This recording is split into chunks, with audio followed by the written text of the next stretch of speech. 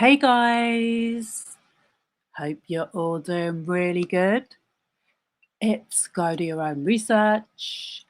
It's a Monday night live stream. Welcome to my channel. Okay, let's get straight into this. I wanted to go back to the Justin Baldoni case because we have a lot of updates. And I know there were some rulings made on Friday. I'm a little bit late.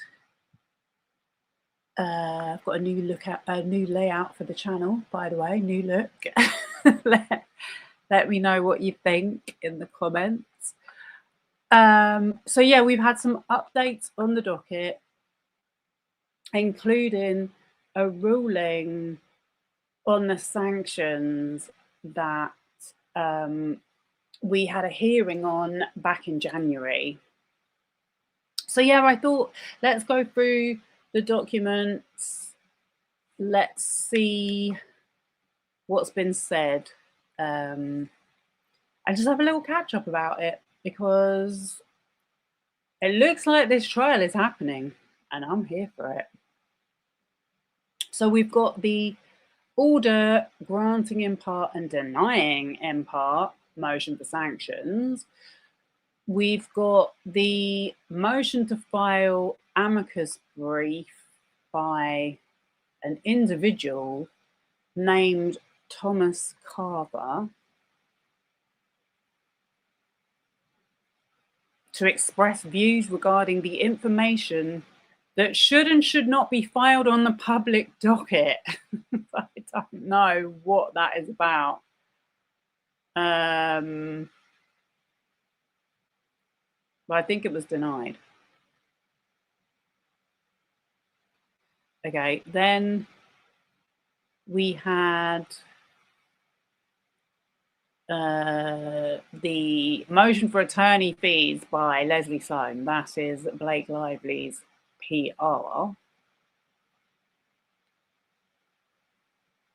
That is also denied without prejudice. So I think that means they're allowed to file again. And then we have a motion to quash of some of the subpoenas. So I recognised some of the names here. I think Perez Hilton was on there, and he is trying to represent a bunch of other people. And then there's someone called Lynette Keshishian who goes by the content creator name Salty Lynn or Sweet and Salty Lynn. And she was the one that said she went to school with Blake Lively.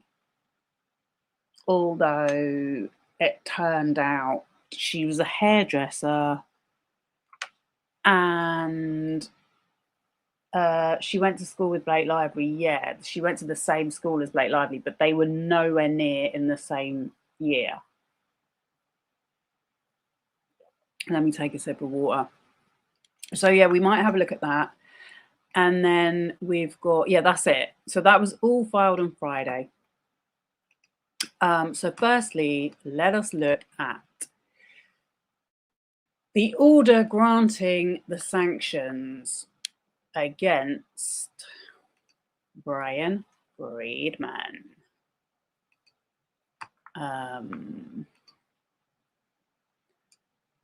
Oh, we got some people in the chat. Good evening. I'm so glad you could make it. I'm really going to try and keep up with the chat tonight. You saw someone say the amicus briefs were a psyop by Blake's team to make Baldoni out to be a predator. You'll never guess which subreddit posted that theory. Yeah, I have a feeling I know which one you're talking about. I've actually been staying away from Reddit, but I did have a sneaky little look on celeb legal drama. I think that's the only one I can stomach. Hey, Brett Gray, so glad to see you. You're so glad I'm covering this. Not many people. Not many other sources you trust. Yes. Well, thank you for saying that.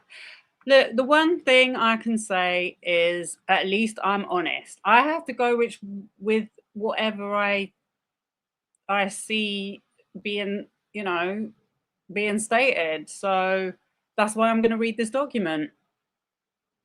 Only way to find out what was actually said. Let's get to it. Okay, so filed 27th March 2026, Blake Lively plaintiff versus Wayfarer Studios LLC et al. So I'm going to skip past that bit, and then we've got background and procedural history. So that's just a list of all the names of the parties involved. It's not important. Background and procedural history. The Rule 11 plaintiffs, along with Wayfarer Studios LLC and Justin Baldoni, the Wayfarer parties, initiated the action to which this Rule 11 motion relates by complaint filed on January 16th, 2025. Remember that? I know it's over a year ago. So little more than 2 weeks later, on January 31st, 2025, I was already making videos about it by then anyway. The Wayfarer parties filed their first amended complaint. So that was when, famously at the time, they decided to take legal action against the New York Times and Blake Lively and Ryan Reynolds and Leslie Sloan. And they put up that website called the lawsuitinfo.com. I don't know if you'll remember this, but yeah, it was around that time. So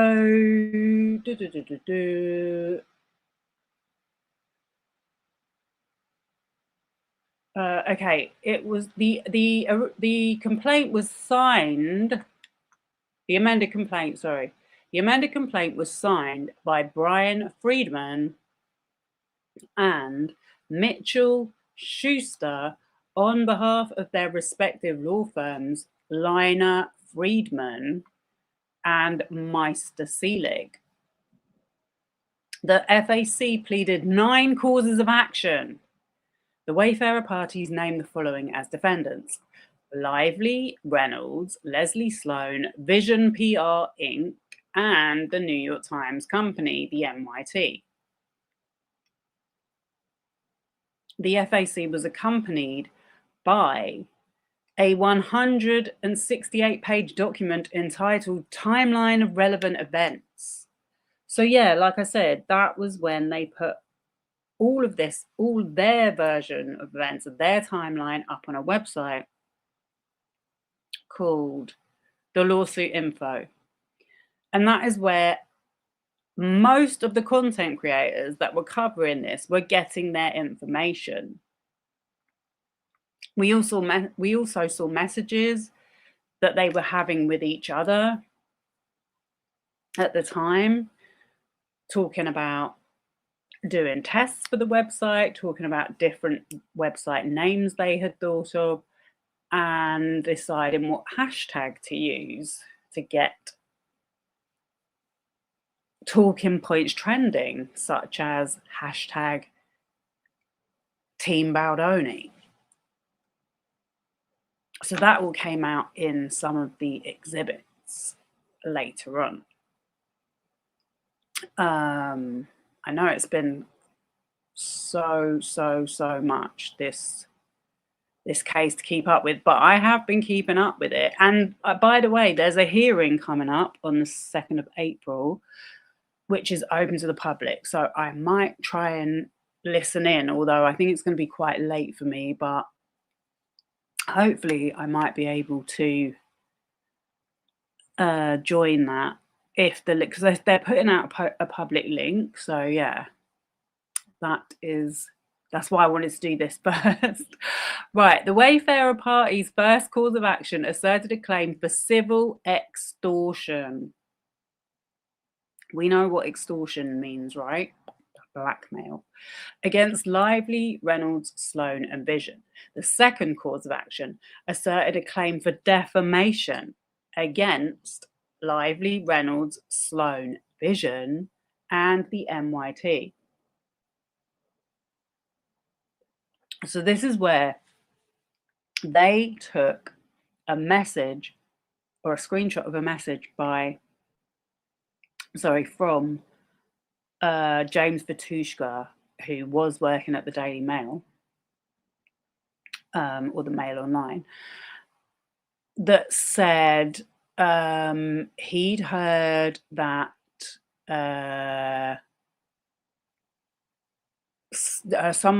Leslie Sloan had said that Justin Baldoni was had been involved in SA.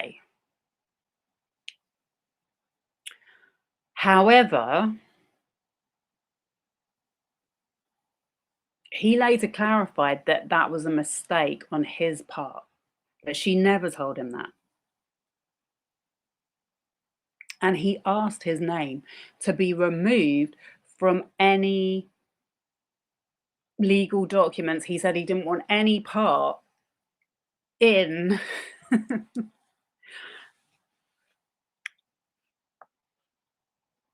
in this lawsuit.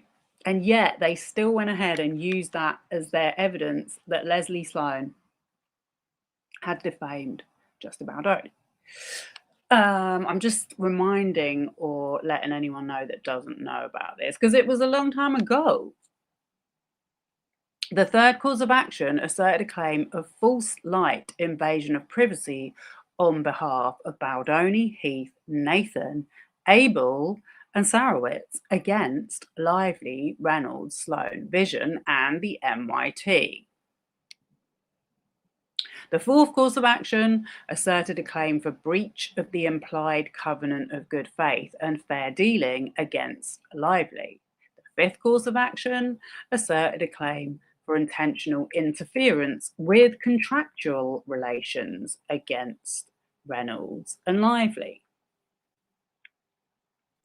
The sixth course of action asserted a claim for intentional interference with prospective economic advantage against Reynolds and Lively. The seventh course of action asserted a claim for negligent interference with prospective economic advantage against Reynolds and Lively.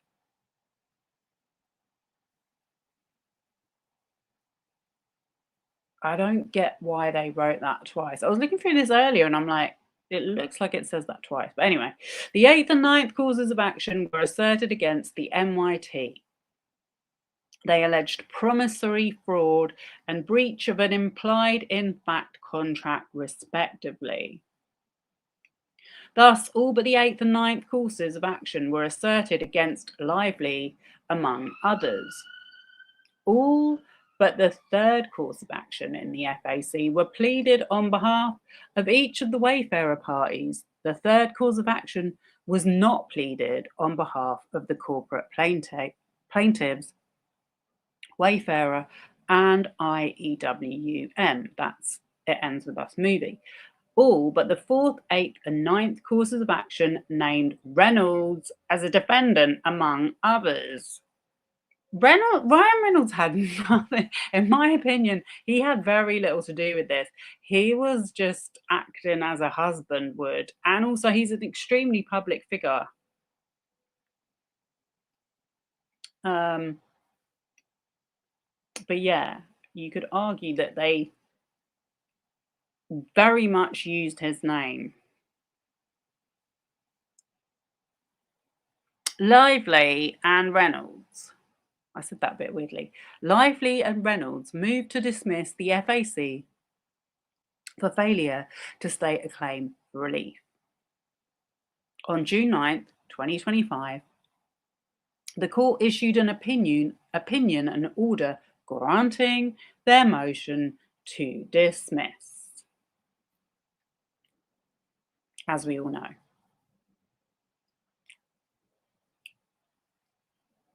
As relevant here, the court held that the Wayfarer parties failed to state a claim for relief under the California Civil Extortion Statute because they made no allegations against Reynolds and because Lively's alleged threats were not wrongful and did not lead to damages. When I read this earlier, I was like, I don't remember, because I have read so much evidence and exhibits, as much as I can. I do not remember seeing any threats made by Blake Lively. I wish someone that thinks that she's a liar and all this other stuff would show me that. Because even in all of the stuff that we've seen from Justin Baldoni, everything he was saying was coming from his head. She never sent him anything threatening that I can remember, that I can recall. You know, I watched both the depositions of Epstein's lawyer and accountant last week when I wasn't feeling well. 12 hours. 12 hours of deposition I watched. There was a lot of I don't recall.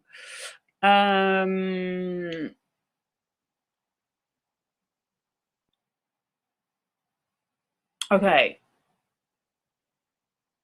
The court dismissed the Wayfarers party's claim for breach of the implied covenant of good faith and fair dealing as conclusory.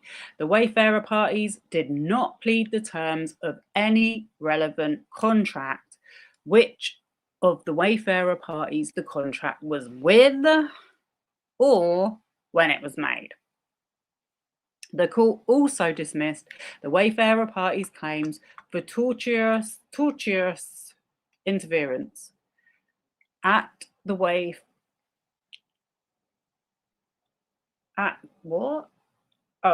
at 783 to 85. The Wayfarer parties did not allege a contract or economic relationship with which Lively or Reynolds interfered. Yeah, because it was like he said he had heard that Ryan Reynolds had spoken to someone at his agency. And that was literally what it came down to. And then he was like messaging the Baha'i bros on the group chat about it, saying, well, I don't think she's going to do anything, but just in case she does. I don't know why I'm laughing. Well, because I think he's been a bit of an idiot. Let me check my chat. She threatened not to call Taylor Swift for a song they did not spend any money on, but still used in their trailer. Oh. Yeah, right. I know, right? I mean, gosh. How damaging using the biggest music artist in the world right now on the soundtrack of your movie. I don't know about that, Blake Lively. Calling the protections a nuclear bomb. Yeah, he was very obsessed with violent language. He had a lot going on in his head. He was feeling like a little boy. I don't want to relive it all right now. But yeah, if anyone is watching this, I have done several read-throughs of his deposition. I've done several read-throughs of his deposition. I also did several read-throughs, or at least a couple of read-throughs of the timeline that Wayfarer prepared before the litigation started. I think there were like 3 different versions, but yeah, that makes for interesting reading as well. But there was never any threats made, any real threats. It was perceived threats, which I don't think you can sue for. Okay, let's carry on. On April 22nd, 2025, while the motion to dismiss was pending, Reynolds served each of the Rule 11 plaintiffs and their counsel with letters pursuant to Federal Rule of Civil Procedure 11C, demanding, among other things, that Sarowitz, Nathan, Abel, and It Ends With Us withdraw their civil extortion claims, and that the Rule 11 plaintiffs withdraw their defamation and interference claims. So he served them notice. He was like, if you don't remove your claims, withdraw your claims, sorry, I'm going to pursue a ruling of sanctions against you. And they ignored him. On April 23rd, 2025, Lively served each of the Rule 11 plaintiffs and their counsel with letters pursuant to Rule 11C, demanding that, among other things, 1, Sarowitz, Nathan, Abel, and It Ends With Us movie withdraw their civil extortion claims. 2, all Rule 11 plaintiffs withdraw their interference claims. And 3, Sarowitz, Nathan, Abel, and Heath withdraw their implied covenant claim. So basically, Sarowitz, Nathan, Abel, and the It Ends With Us movie LLC had no relationship to Ryan Reynolds. And no arrangement that he could say that there was any civil extortion going on. I think that's what he was trying to say. Same with Blake Lively. She was like, these people have no claim on that. Okay, so Lively filed this motion on May 19th, 2025. She also filed a memorandum of law and a declaration in support of the motion. The Rule 11 plaintiffs filed a memorandum of law in opposition to the motion on June 2nd. Lively filed a reply memorandum in further support of the motion on June 9th. On May 20th, 2025, Reynolds filed his motion for Rule 11 sanctions. Reynolds filed a memorandum of law and the declaration of counsel, Michael Gottlieb, in support of the motion. The Rule 11 plaintiffs filed a memorandum of law in opposition to the motion on June 3rd, 2025. On June 10th, 2025, Reynolds filed a reply memorandum in further support of his motion. Yeah, so that was all the process for how these sanctions were filed. They lost, they didn't lose, they were told to get lost with their suit of defamation and interfering with whatever it was. I've forgotten what it was now. Sometimes the legal language just can be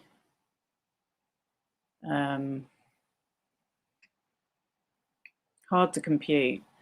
But basically saying that he tried to stop him making money. Let's just put it in layman's English. Okay. Let's get to, oh, no, I'm skipping ahead. Discussion. So Lively asserts that the First Amendment complaint was filed for the improper purpose under the Federal Rule of Civil Procedure. Okay, so what I've come to understand from doing all these lawsuit readings is there's the legal system and there's the justice system. So what we're dealing with here is the legal system. And you can file a complaint, but if you're filing it for an improper purpose, then under Federal Rule of Civil Procedure, you have the right to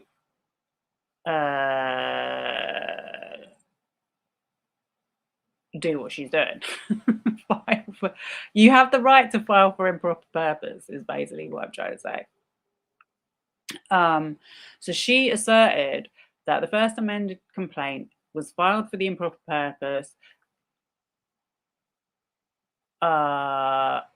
of seeding a harassing media narrative against her and without any legal or factual basis.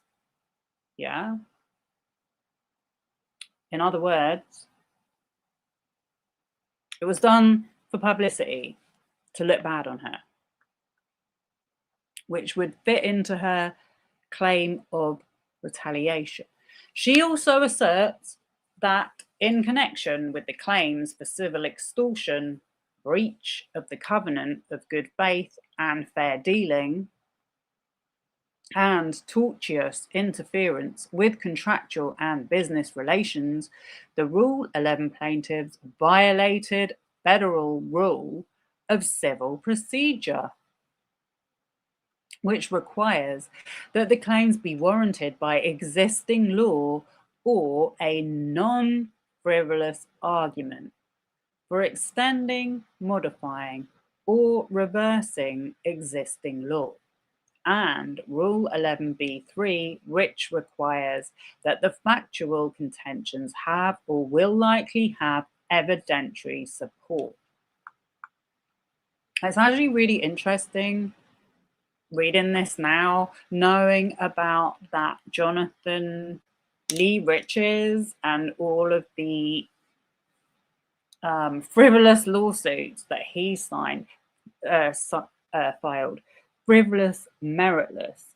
He's even done videos, because I have seen a bunch of more stuff about him since I did my last live stream about him. I don't know if I'm going to do another video about it, because it's not something I particularly want to get too involved in.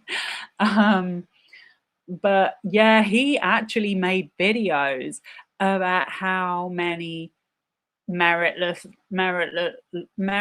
lawsuits he was actually filing. He was proud of it. But most of them got dismissed without even getting to the first stage. And he never hired any counsel. He filed them all himself. So yeah, it's really interesting, because they're going to talk about how the sanctions are meant to prevent other people from misusing the legal system. Okay, Reynolds likewise asserts that the civil extortion, defamation, and interference claims brought against him by the Rule 11 plaintiffs were legally unreasonable and factually baseless. Rule 11 requires an attorney to certify that 1, a pleading or motion is not being presented for any improper purpose, such as to harass, cause unnecessary delay, or needlessly increase the cost of litigation. 2, the claims, defences, and other legal contentions are warranted by existing law or by a non-frivolous argument for extending, modifying, or reversing existing law, or for establishing new law.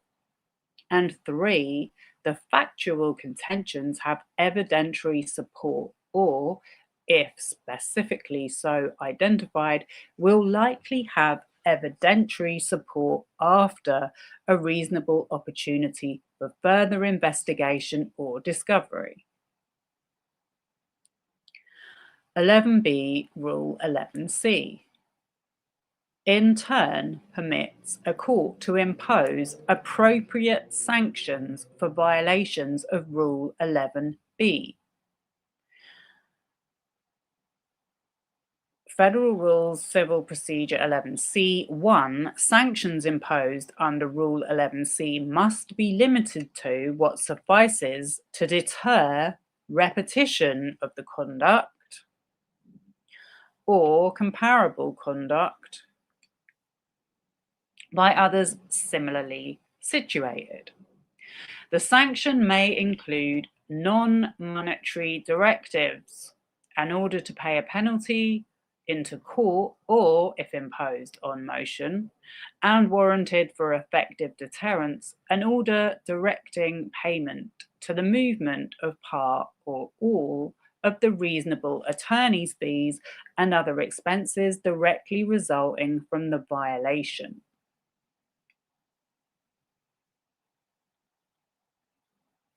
Yeah. Federal Rule Civil Procedure 11c4, when a court determines that Rule 11 sanctions are appropriate, it has significant discretion in determining what sanctions, if any, should be imposed for a violation. The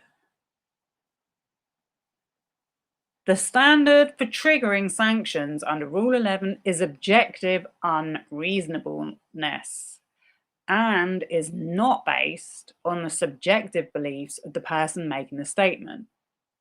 Thus, an attorney files a pleading or motion in violation of Rule 11 if it is frivolous, legally unreasonable, or factually without foundation, even though not signed in subjective bad faith. Yeah, so that is the legal bar that we're looking for. An attorney files a pleading or motion in violation of Rule 11 if it is frivolous, legally unreasonable, or factually without foundation, even though not signed in subjective bad faith. So what they're saying is, even if that wasn't done with any intention to be malicious, it's still sanctionable. It is not a defence that the offending party acted with a pure heart and empty head. I don't know. I don't think Bryan Freedman has a pure heart. Well, could ever be described as having a pure heart. I think it's a very long time since Bryan Freedman had a pure heart, if he ever did. You're wondering if Emily will ever release a tell-all on her marriage to Justin. You'd give anything to be a fly on their wall.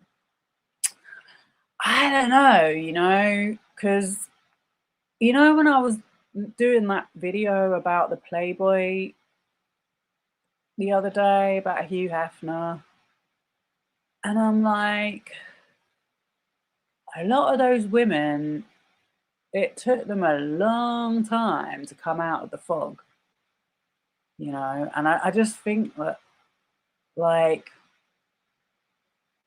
she might just be one of them women that is kind of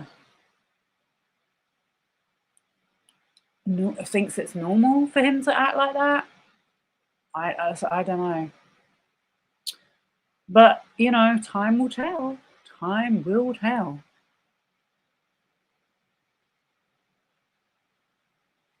But I really, really have no doubts that Justin does not treat her well behind closed doors.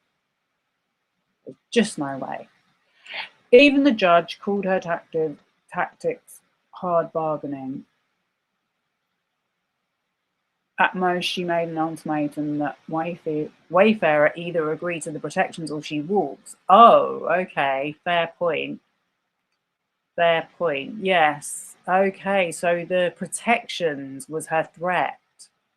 I mean, that was kind of like standard for, wasn't that like standard safe work environment though?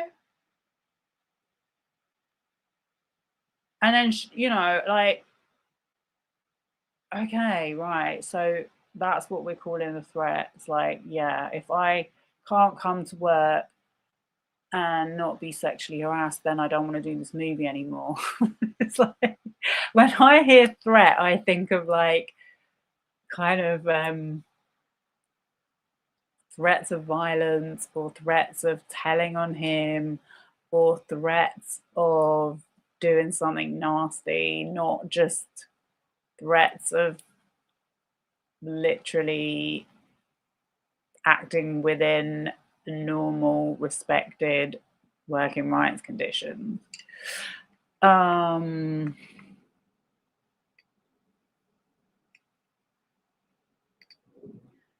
did Ryan Reynolds or Leslie Stone extort the Wayfarer parties?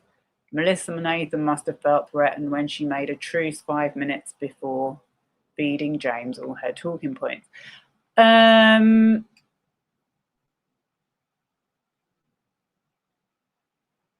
mean, I think I said this a long time ago. I think the person that they should have been mad at was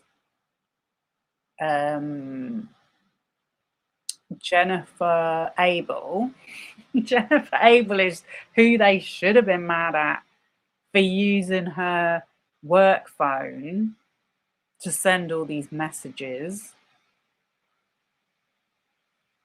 And Melissa Nathan for being a little snake.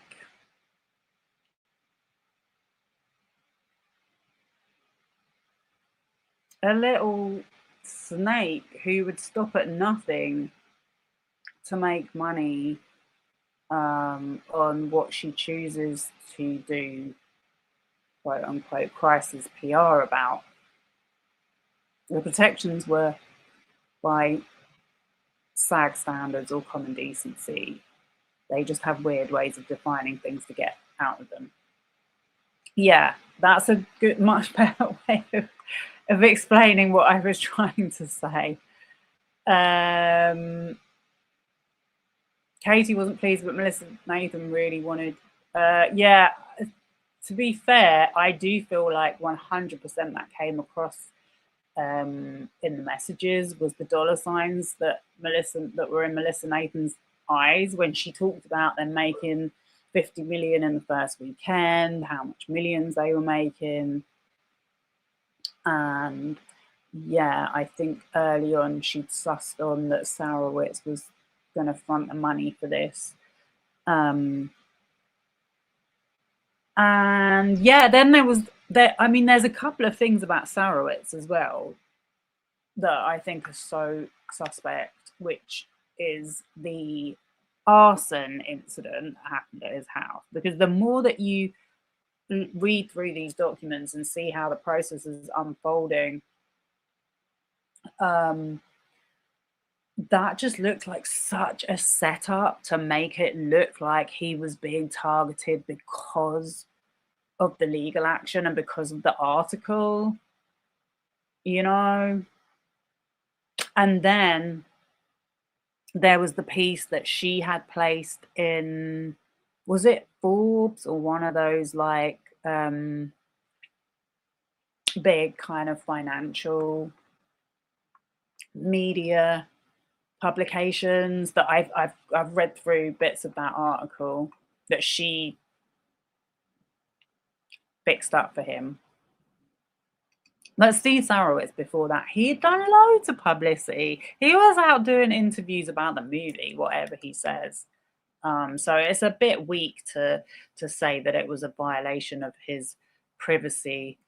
I think he very much wanted to be in the public eye. Just my opinion of what I've seen of the, not hundreds, but there's definitely over 10 videos I've seen of him doing interviews on podcasts talking about himself and how wonderful he is. Okay. Let's get back to, I think I was on page 6. The rule is violated. This is quoting Federal Rules Civ P 11b2. The rule is violated where it is patently clear that a claim has absolutely no chance of success under the existing precedents, and where no reasonable argument can be advanced to extend, modify, or reverse the law as it stands.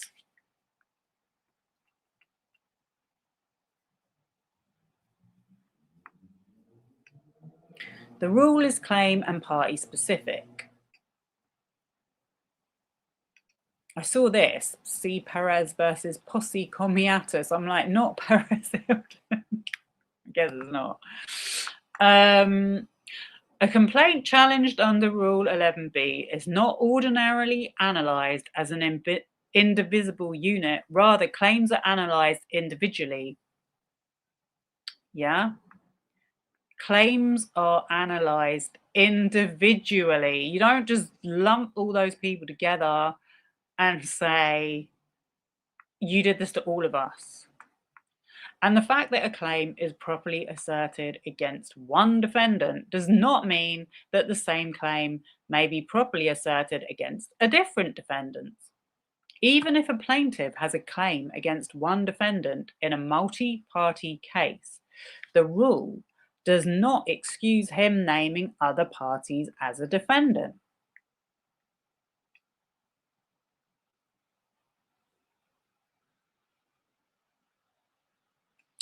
Finding a claim to be objectively unreasonable as to only certain defendants. These are like citations for other cases. Addressing plaintiff's claims as to each individually. Nor even if one plaintiff has a claim against the defendant does the rule permit other parties to sue that same defendant absent a factual or legal basis. So even if one of them had a claim for defamation or the other stuff, civil extortion, tortious interference, that doesn't permit the other parties to sue for it if there isn't a factual legal basis for it. Yeah? Maybe Bryan Freedman needs to go back to law school for a refresher. Or maybe not. I don't think he should go anywhere near law school, actually. Sorry. Not with his record. But maybe he could do a home course. Plaintiffs must also make certain, consistent with Rule 11, that each of them has a good faith basis in fact and law to assert each cause of action against each defendant, and may not simply assume that the ability of any one of them to assert a given cause of action against any one defendant gives them the ability to assert that cause of action against all defendants. Moreover, it is not enough, as the Rule 11 plaintiffs argue, that a frivolous claim is dismissed under Rule 12b(6). The evil against which Rule 11 is directed is the burden placed on the courts and parties.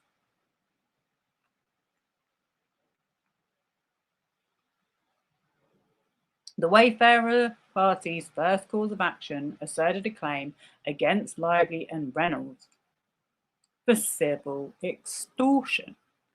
It asserts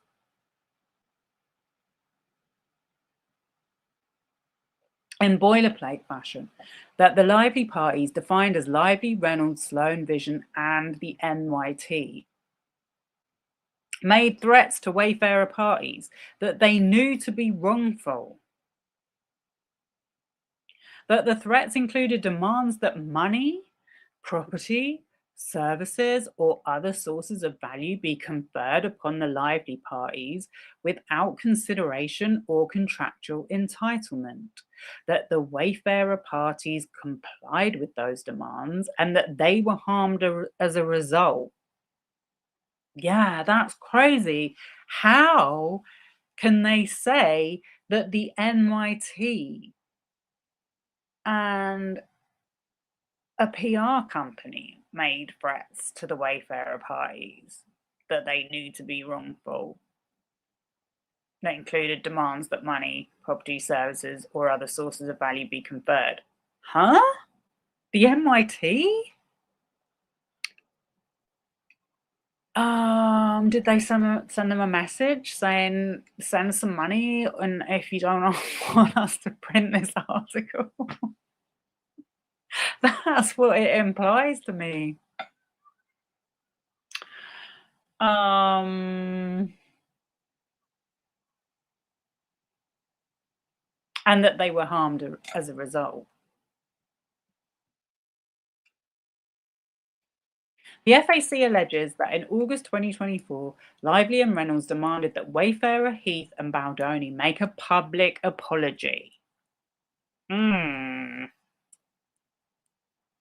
this was third-hand information for the problems that occurred on the set, and that if they failed to do so, the gloves would come off and Wayfarer would be attacked. The Wayfarer parties also alleged that Lively demanded with extortionate threats that Baldoni, Heath and Wayfarer submit letters to the Producers Guild of America in support of her certification for a PGA mark. So we already went over this. The producer credit was already discussed at the beginning of them bringing her on board. At the very start of the negotiation process, she was offered a producer role in that film. So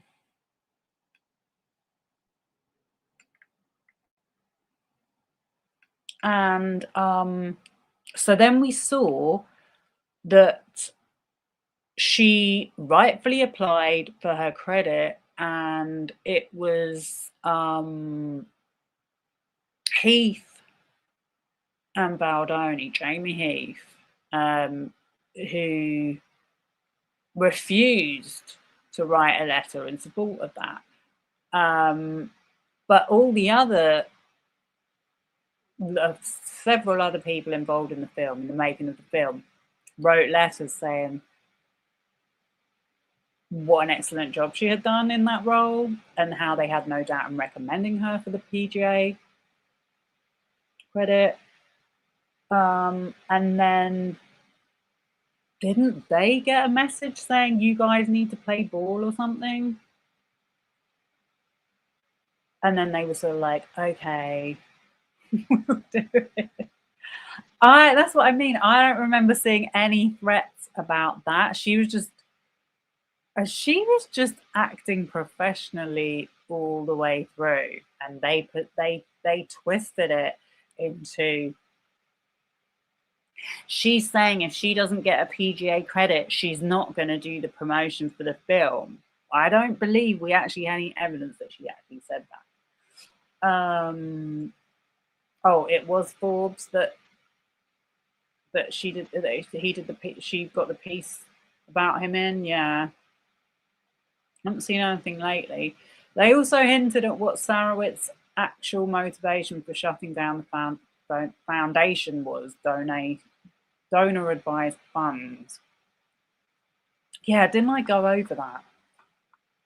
I remember doing a deep dive into. Oh yeah, I did go into it. I went into it with because he's been sued by another woman, isn't he? A black woman. Forgot about that for a minute.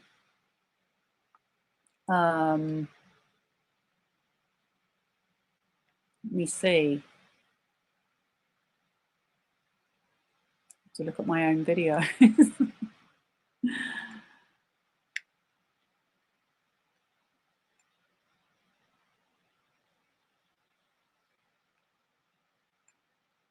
Oops.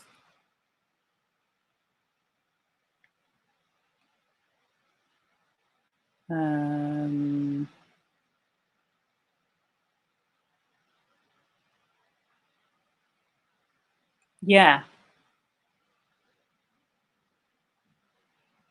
I've forgotten her name, but I did a deep dive about it.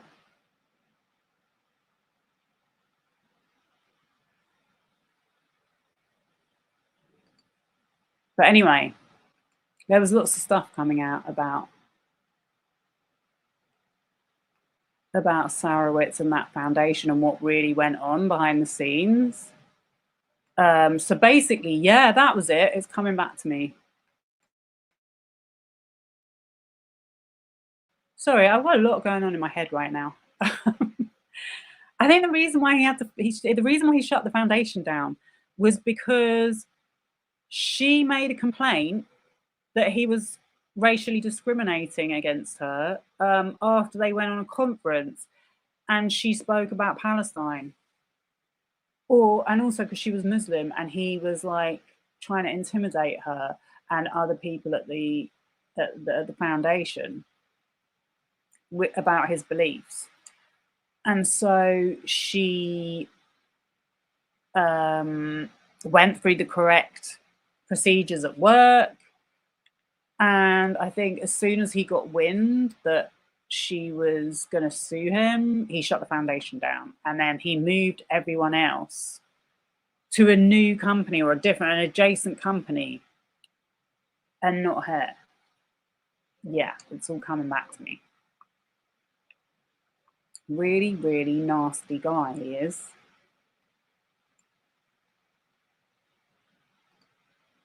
Oh yeah, the play ball, like, sorry. You know when you just like you've got so much to retain about this stuff, and because I haven't really been sort of looking at it for a while. The play ball line was to get Lively to approve the trailer. Exactly, yeah, you're right. They didn't want to approve Taylor Swift's song being used in the film trailer. Duh. And then Heath was trying to get her to sign the contract, so she couldn't get the PGA mark. Correct. Yes, that's it.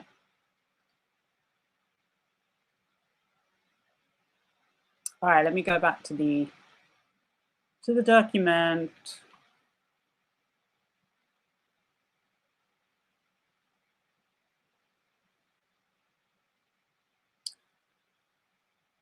The FAC asserts that Lively continued to extort Wayfarer, Baldoni, and even Sony.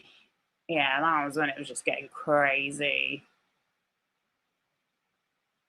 That Wayfarer and Baldoni firmly resisted, and that ultimately Wayfarer and Baldoni drafted and signed a letter of support on Lively's behalf.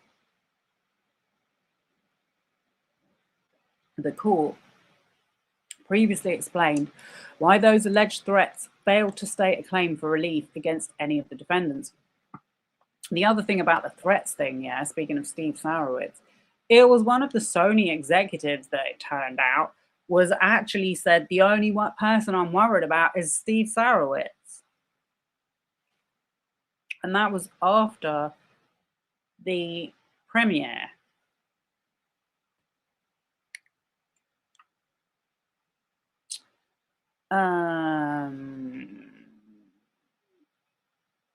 I really, really cannot wait for this trial.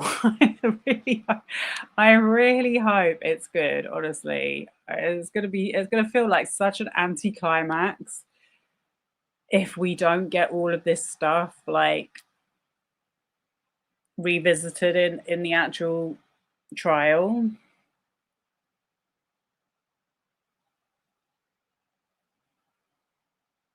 The court previously explained why those alleged threats failed to state a claim for relief against any of the defendants.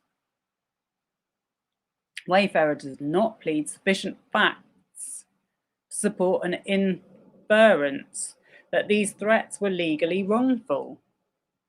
For purposes of Rule 11, however, what makes the civil extortion claims sanctionable is that the factual allegations do not support a claim for relief by Sarowitz, Nathan, Abel, or It Ends With Us movie against Lively or Reynolds. The four of them simply had no basis to sue Lively or Reynolds for civil extortion. The second cause of action implicated in the present motion is the claim for defamation against Lively and Reynolds on behalf of all defendants.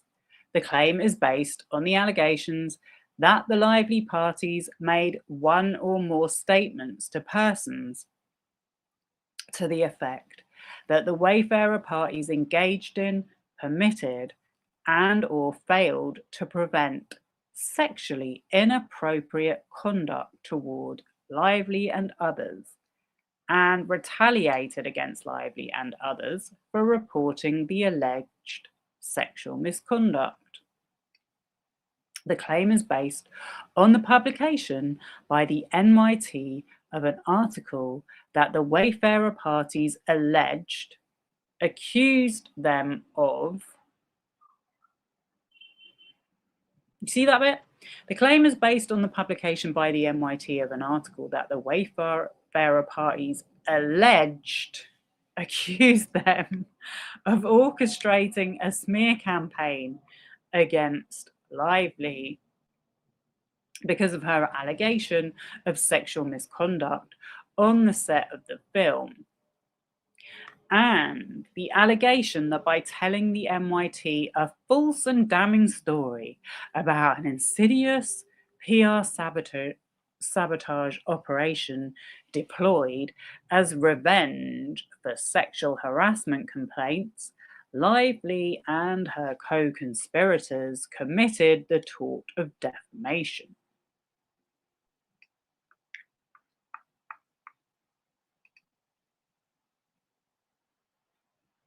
The woman suing Sarowitz is Celeste Smith. Yes, thank you for that.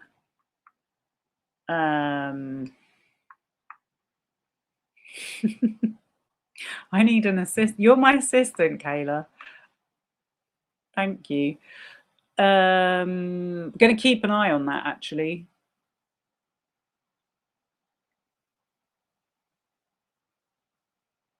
Reynolds argues that the claim against him is sanctionable on the limited basis that it does not allege that he personally made any defamatory statements to third parties.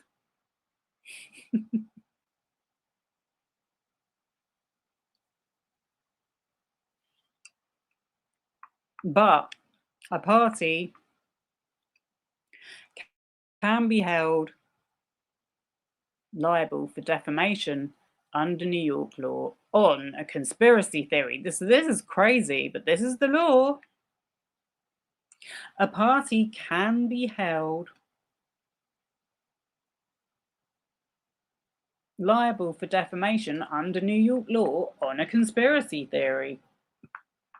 Now, ask yourself why so many content creators make videos about conspiracy theories.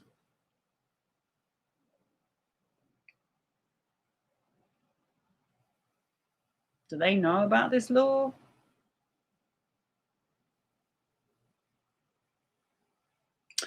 Reynolds' motion directed to the second cause of action is therefore denied. Okay, so basically they're saying that even if he didn't do that,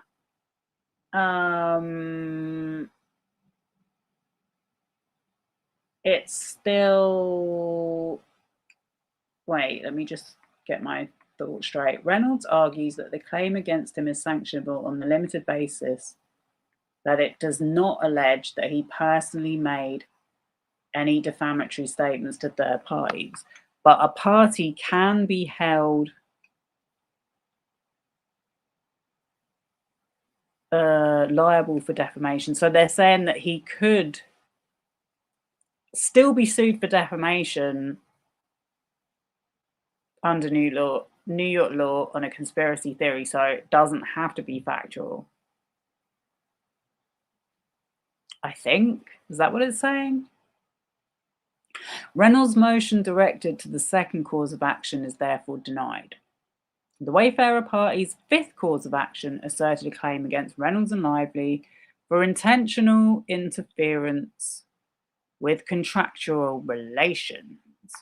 Their sixth cause of action asserted a claim against the two for intentional interference with prospective economic advantage. That was what I was trying to remember earlier.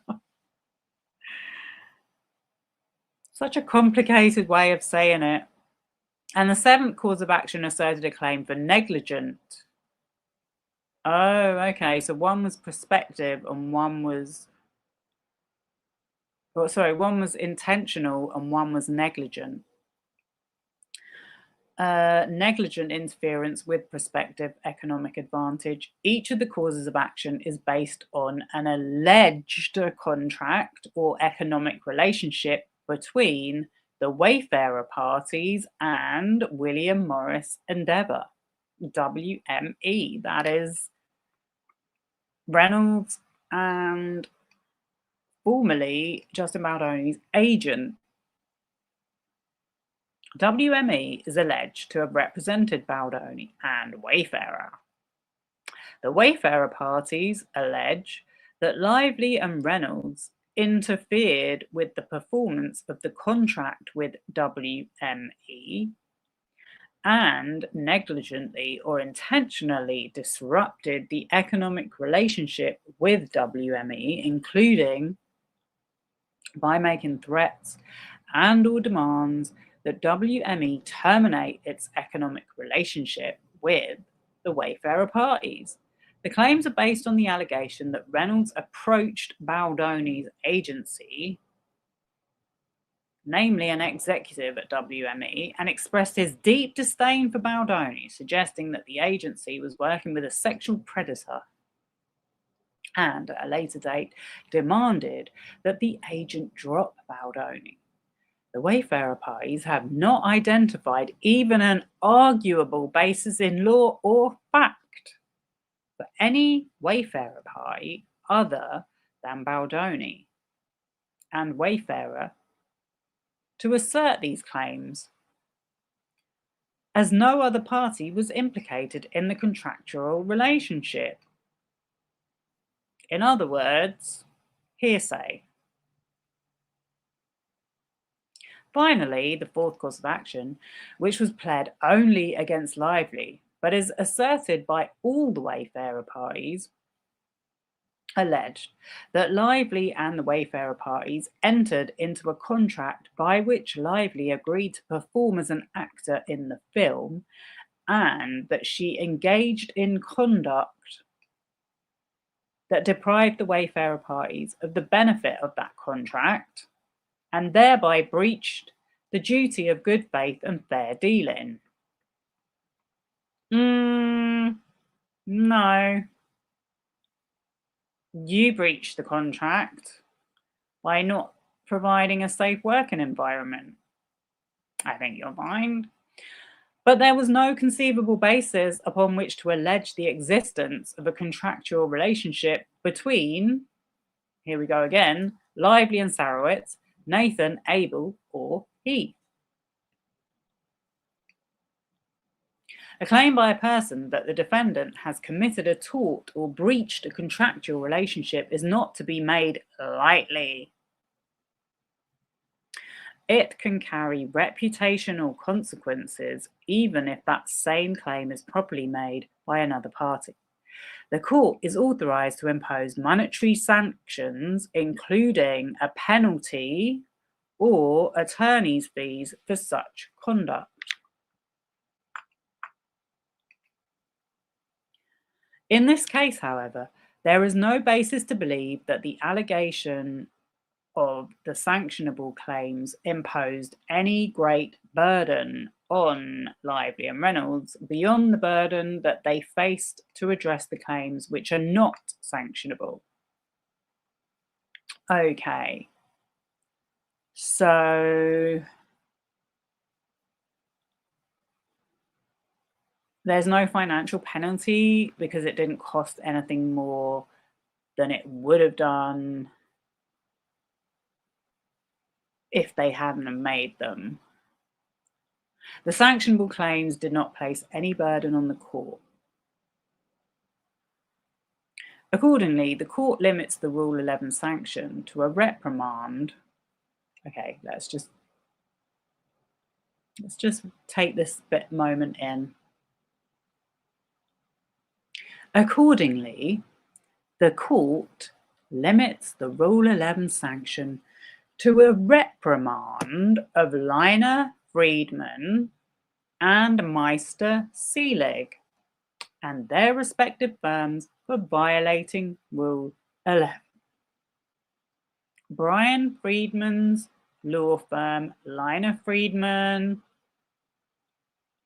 and the New York firm they teamed up with, Meister Selig, have been reprimanded officially for violating Rule 11, which is a sanctionable offence in the eyes of the American law.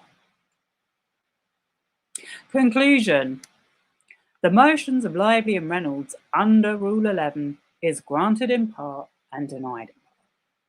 The court reprimands Liner Freedman and Meister Selig for violating Rule 11 by making claims that were legally frivolous and factually baseless. The clerk of court is respectfully requested to close. Docket numbers, signed, Louis J. Lehman. Yeah. Okay, so the only thing that was denied was about Reynolds and calling Justin Baldoni a sexual predator, because even if that's not true, it's still enough for it to be a problem. I hope I'm reading that correctly. I mean, they're still allowed to allege it without being sanctioned, basically.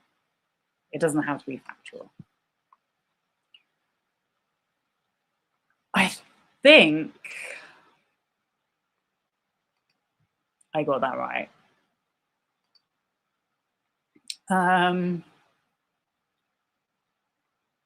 Oh, right, yeah. Calling someone a terrorist. I know. I mean, don't get me started on the double standards of all of this. What do I think of the Rebel Wilson case?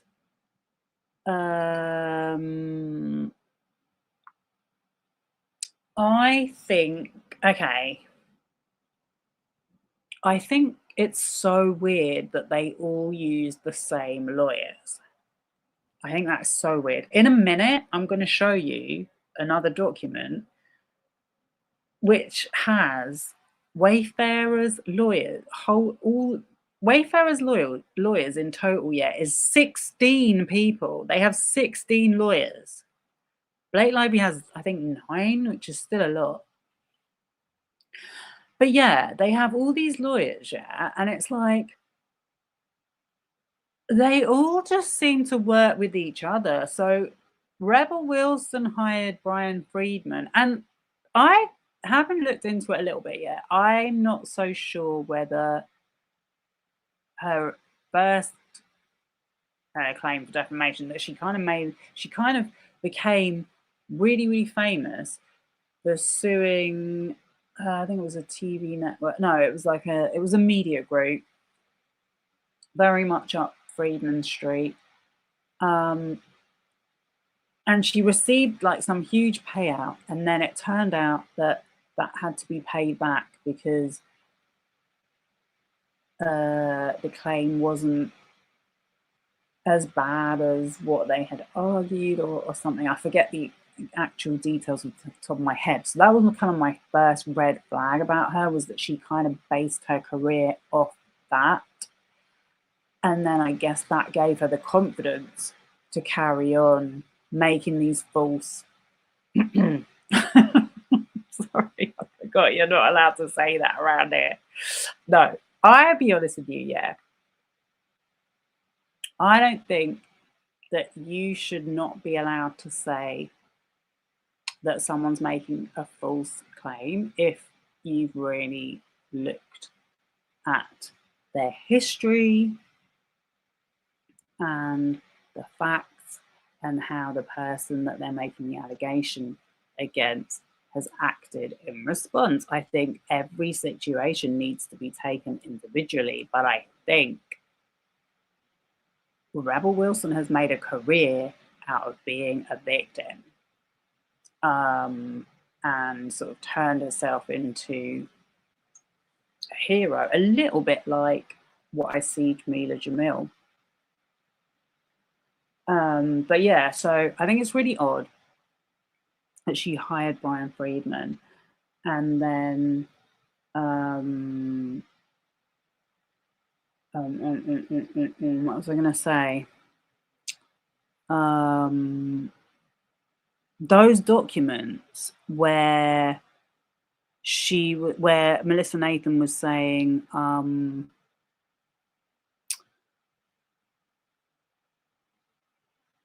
a rebel needs one of those sites, and then there was the whole stuff about the Indian Ghislaine Maxwell and the voice note from Jed, which we've now had leaked or published, I'm not sure which. Yeah, that all came to light because of Katie Case's legal counsel being employed by the person that Amanda Ghost was using to try and find out who'd come up with the websites. Like that, I just think is so weird. What are the chances of that? So yeah, we started with that, and then I then noticed that Rebel Wilson went on a little bit of a publicity stint because she went on and did that 60 Minutes, and I'm like, you know, I think 60 Minutes is a network that gives people like her an opportunity to make themselves look innocent, because they looked like they were kind of like doing an investigation, and they're like, look what we've come up with, is this you? And she was like, no, not at all. So that gives her fan base, because I'm sure she has a fan base, their opportunity to be like, yeah, she didn't do it, she didn't have anything to do with it. You know what I mean? But I think she had everything to do with it. I think she lied about the actress. The actress has literally told her. I think the actress has had to like get some kind of order, not maybe a restraining order. Like she's like, this did not happen. So yeah, I don't believe Rebel Wilson. I don't believe she's innocent. I don't know what's going to come of it, because like I said, you know, the legal system, the way the legal system goes is it favors whoever has the most power and whoever has the most money to spend on this stuff. And she has a lot behind her. The fact that she went on 60 Minutes to defend it just says a lot about it. Do you know what I mean? Amanda Ghost, although I think she's quite financially well off, she's not really a public figure anymore, so no one really knows too much about her. So yeah, I don't really know how it's going to pan out, but that kind of is what I think about it. The Sydney Herald, there you go. You are really good with giving me the exact details I need. I have all this stuff in my head and I'm like, yeah, I know she sued someone and then the payout that she got massively reduced, because the reason why it became a big story was because of how much she received. It was like in the millions, and then they were like, actually, you're not getting that much.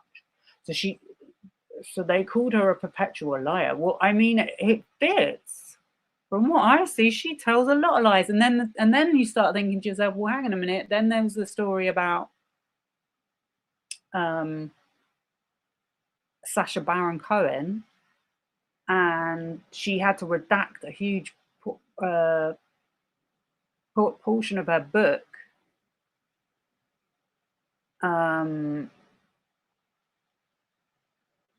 She left it to the last minute, thinking she could keep that in there. So then you start thinking to yourself, well, hang on a minute, she's got a bit of a pattern here. Like all these people that she makes these allegations against, not one of them has turned out to be accurate. You know what I mean? But I think the reason why she sued Amanda Ghost was definitely what they said, which is she was salty that the movie wasn't gonna do well. They said that she was really lazy, that she put no effort into the I think she had like a co-director's role or something, and they were like, she barely turned up on the set. She kept asking about money all the time.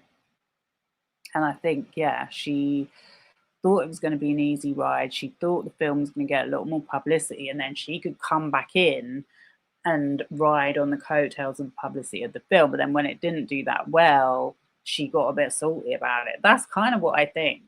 But that's just purely my opinion. I'd have to do another deep dive if anyone's interested.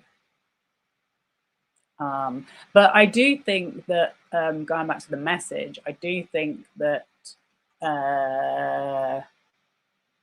Bryan Freedman, no, I do think she hired Bryan Freedman. I do think that they must have had a conversation about the kind of tactics he uses, because he uses them with all of his other clients that we've seen with so many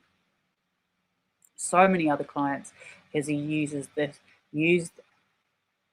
this way of threatening his clients with using social media posts or websites or allegations. And I think the reason why she represented by United? Isn't that how she got in league with Freedman? But she must have known about his reputation. I mean, like, come on, Hollywood is a small place. Everyone talks about everyone's business.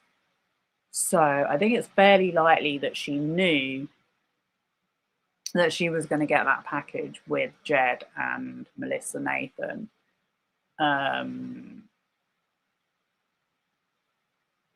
So that's what I think on that. Now, let us look at, oops.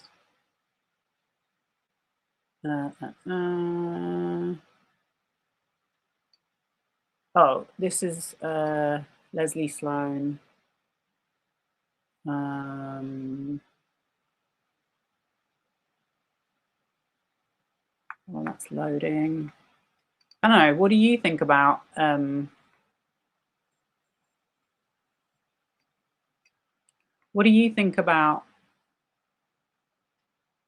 Rebel Wilson? To be honest with you, I barely knew who she was. I actually don't think I've ever heard of her before she came up in that exhibit. And I was like, oh, I better look her up. So the first thing I seen was that she had this situation with Sacha Baron Cohen. So I automatically assumed that Sacha Baron Cohen had done what she said.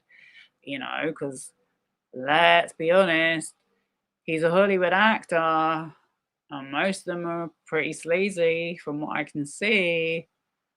But then now, several months on, doing the research that I've done and noticing how she behaves, I'm like, well, maybe she was lying about that. And that's why they stopped her putting it in the book.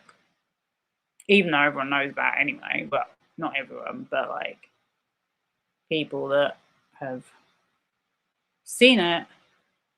Okay, so this is Blake Lively versus Wayfarer Studios, and it's a consolidated defendants, Leslie Sloan and Vision PR.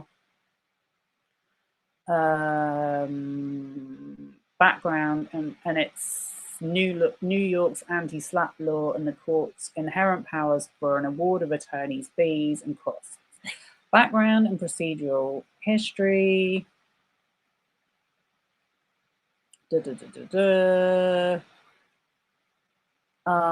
Wayfarer party's defamation claim against the Sloan parties was based on the allegation that after December 20th, 2024, Sloan falsely told a reporter for the Daily Mail that Baldoni had essayed the actress. It appears that the accusation against the Sloan parties was false. It may have been knowingly false. The allegation is based on a text message between Nathan and the Daily Mail reporter relating to conduct on the set of the film It Ends With Us. One portion of the text exchange, the reporter states to Nathan, referring to Baldoni and Lively. She said, the whole cast hits Jason. I think they meant hates. And this has nothing to do with Blake, and now she's saying that Blake was SA'd. Why wouldn't she say anything about that then? She knows she's full of ish. She told me that the whole issue was that everybody hates Justin. Nothing about Blake and Justin. She said it has nothing to do with Blake. Bullshit. The complaint and amended complaint are based on the allegation that she, who has said that Lively was SA'd, was Sloan. The reporter has since been identified as James Vitushka. The Sloan parties submitted a declaration to this court signed under oath by Vitushka on June 4, 2025. He states that the reference to SA should have been to SH, and that he obtained the information from a complaint that Lively had filed with the California Civil Rights Department accusing Baldoni of SH. Sloan never told him that Lively was the victim of SA or SH in particular. Vitushka swears as follows. He is the Daily Mail reporter who authored the text message at paragraph 193 of the amended complaint. His use of the phrase SA was a mistake and that the message should have said SH.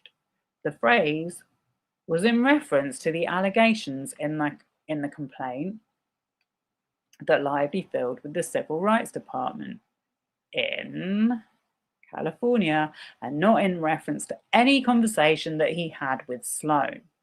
Sloan never told him that Lively was sexually harassed or assaulted by Baldoni or anyone else. And the Wayfarer parties and their counsel never consulted him about what he meant by his use of the term SA'd, and he did not authorize the Wayfarer parties or their counsel to use his private text messages in their filings. With their initial motion, the Sloan parties also submitted to the court a text message from Vitushka to the Wayfarer parties' lawyer, Bryan Freedman. It reads, "Hi Bryan, this is James Vitushka. I need to make it clear that I do not want to be involved in this lawsuit in any capacity. Being part of this suit or having any association with it, even if names are removed, will jeopardize my job and career. Please ensure I am fully excluded, and mention of Daily Mail in connection with myself before filing. Very, very clear. And I can't bring, can I bring the text message up right now? Might take too long. But yeah, I think I have it somewhere. I remember they were messaging him on Christmas Day about this. Melissa Nathan was messaging him on Christmas Day saying, James, I'm not even happy Christmas. She's like, hi, bestie. Please send me anything you have. It would all be so helpful. Thank you, love you. So she's a sneaky little snake. Anyway, let's see what I found.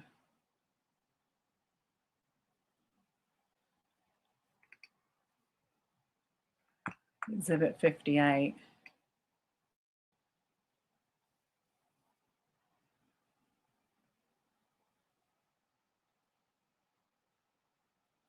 Oh, this is something else.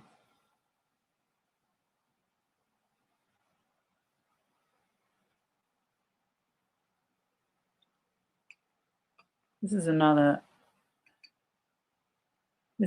exhibit I had.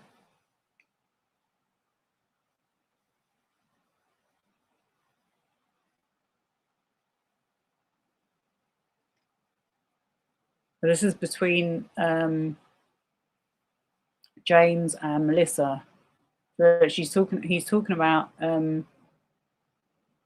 Rebel.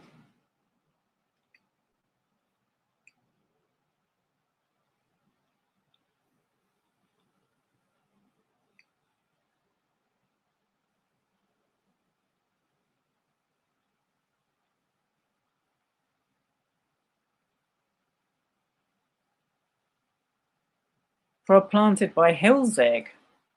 Ooh, I'd forgotten about this. Oh, this is them talking about Stephanie Jones. A lot of it, this is redacted.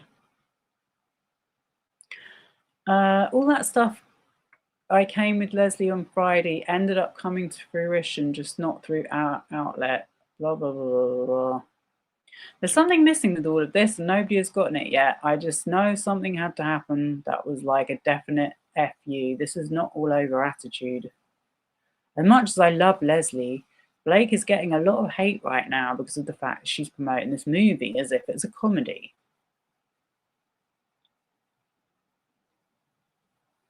Justin Smart, he's in Switzerland, wherever the F he is, talking about the seriousness of the film. Nice work, lol. With Family Foreign Land supporting abused women charities, a true feminist. Yeah, that didn't age very well. Perfection, the victim of hate campaign brought on by evil witch Blake and her power-hungry empire husband Ryan. You are Richard Gere. What the hell?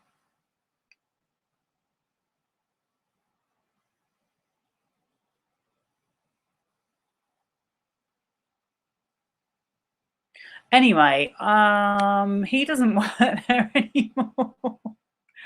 I have forgotten about this whole stream. Look, she's literally telling him Dermois just posted.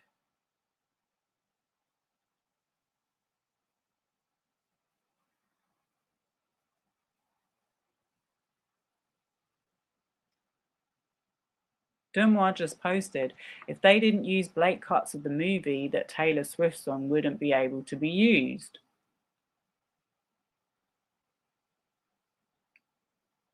Is this all true? What?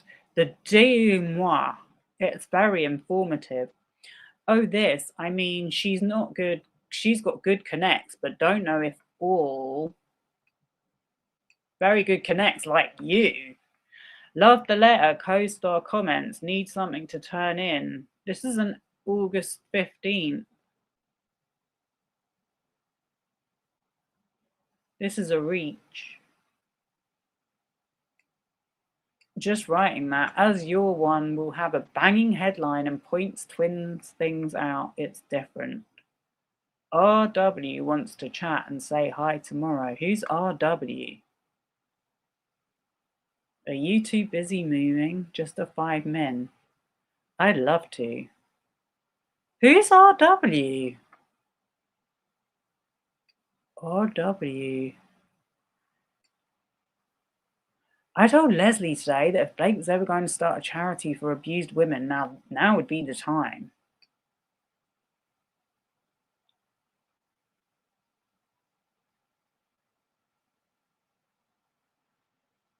Okay, I had completely forgotten about this, but that is basically text between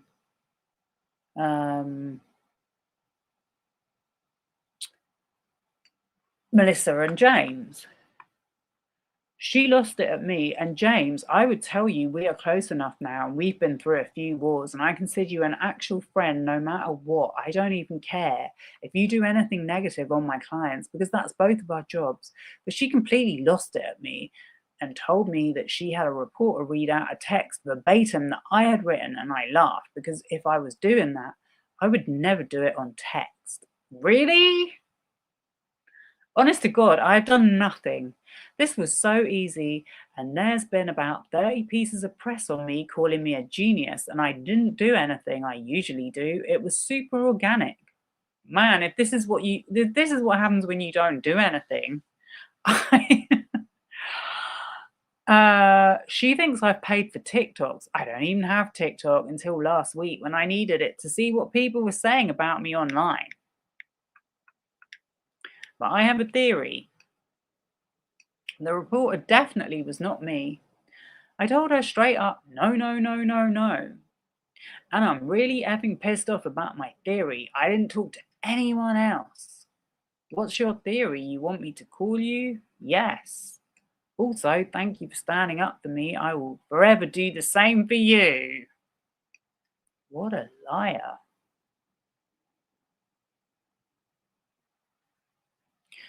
It's what friends do. I mean, who else would tell you, bitch, use the Zoom beauty filter? It's everything. We need a Zoom with filters. Man.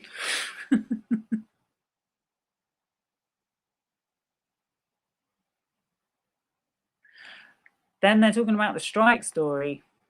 Ryan Reynolds broke strike to secretly direct major film as wife Blake Lively's career takes nosedive.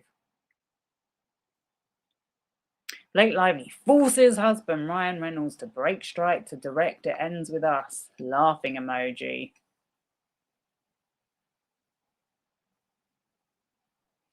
Dead fool. Ryan Reynolds betrayed actor pals by breaking strike to secretly direct wife Blake Lively's controversial film It Ends With Us.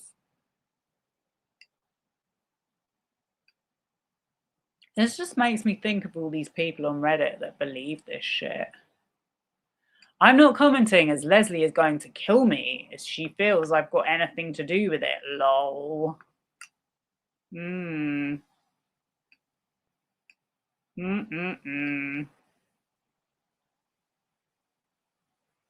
still another 10 pages of this.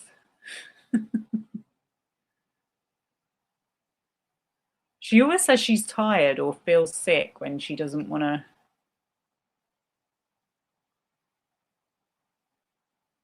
Oh my God, he's just bitching about Leslie the whole time. Stephanie Jones took Jen Abel's phone and gave it to Leslie Sloan while still under contract with Justin Baldoni. So she gave private info while he was still a client. There is no subpoena, that's made up.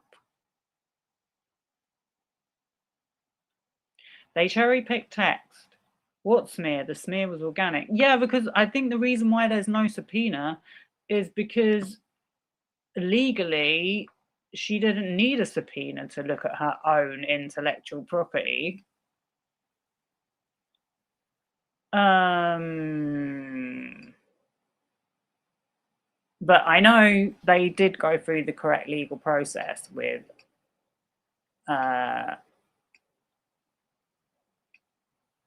making that information public.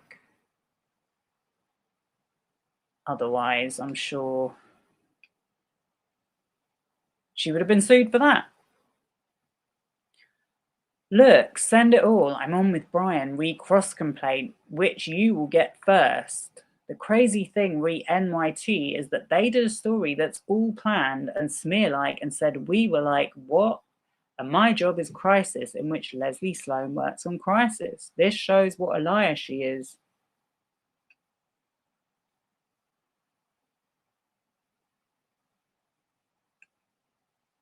That's the thing I just read out. She said the whole cast hates Justin. This has nothing to do with Blake. And now she's saying that Blake was SA'd. Why wouldn't she say anything about that then? She knows she is full of shit. She told me that the whole issue was that everybody hates Justin, nothing about Blake and Justin. She said it has nothing to do with Blake. Bullshit. Yeah, so that's when it happened. And that was in... This was after the article came out, wasn't it? These messages were after the... And he's saying, Leslie Sloan has a personal vendetta against you, and I know this because she's told me. They all have a personal vendetta against each other, from what I've seen. That was on December 22nd. So he went from doing all of that, then she was like, on Christmas Day, send me everything you have. Da, da, da, da, da, da. I'll send to Freedman.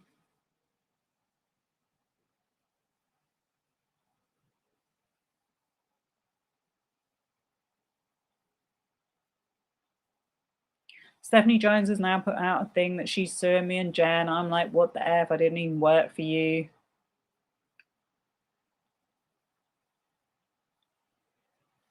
And then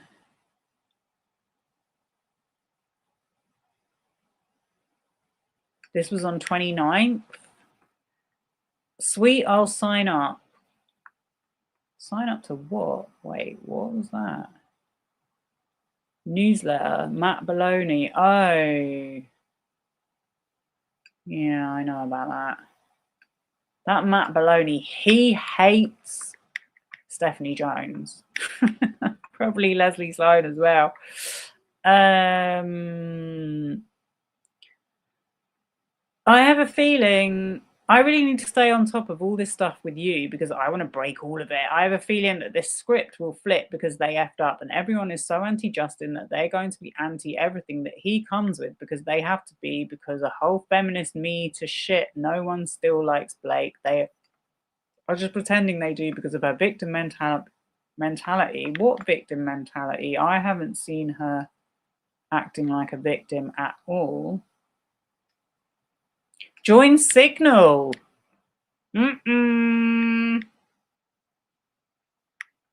Check your Signal. Check Signal.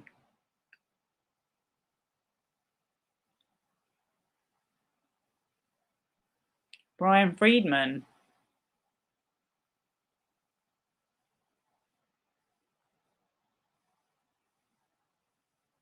In this vicious smear campaign, fully orchestrated by Blake Lively and her team, the New York Times cowered to the wants and whims of two powerful, untouchable Hollywood elites, disregarding journalistic practices and ethics.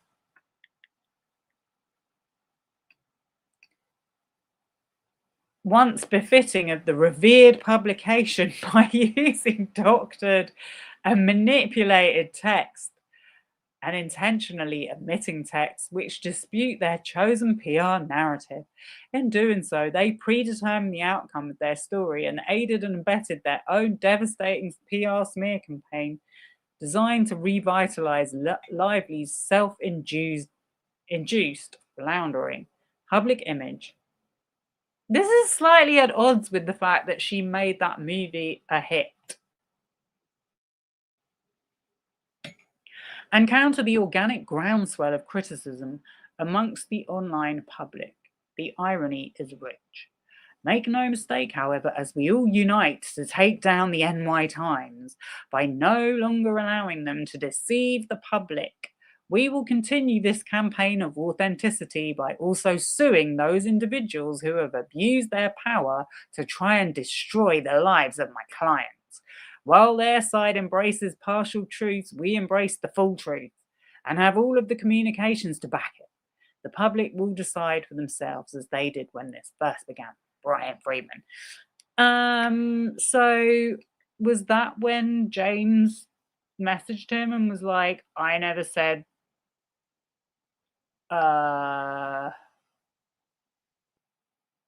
yeah.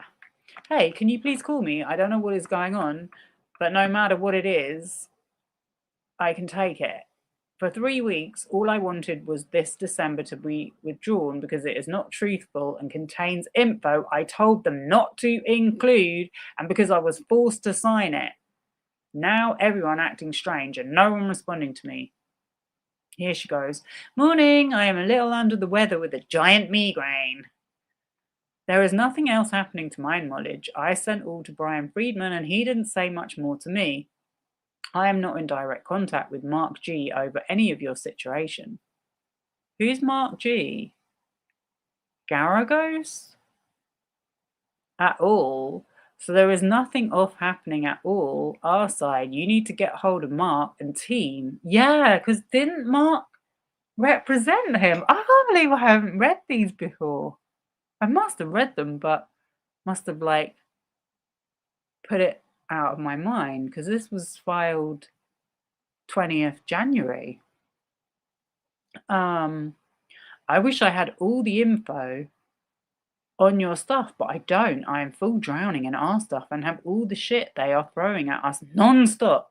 You have to ask him for a call ASAP and tell him you need a plan for this week and you cannot just wait around and see, especially now you have lost your job due to Leslie Sloan's actions. They need to tell you what their plan is ASAP. Okay, thanks. I thought you were mad at me for some reason. I'm sorry you're not feeling good. This shit really takes toll on your body and mind. I can't believe that Daily Mail is blaming me for articles that they benefited from and fired me after we filed a whistleblower complaint alleging that I lied. And I said in court documents that Justin Baldoni assaulted Blake. This is what the company told me in their letter of termination. I was like, Jesus Christ, not this sentence again. They also said that I had to be removed from every story on Blake since January. And I've only done 92 stories. I mean, to be fair, they already do about 5 a day. In actuality, man, this is some, man, I do not remember that. Anyway, okay, so he did going back to the going back to this, he did make a signed affidavit that he didn't want to be involved and that he made a mistake, that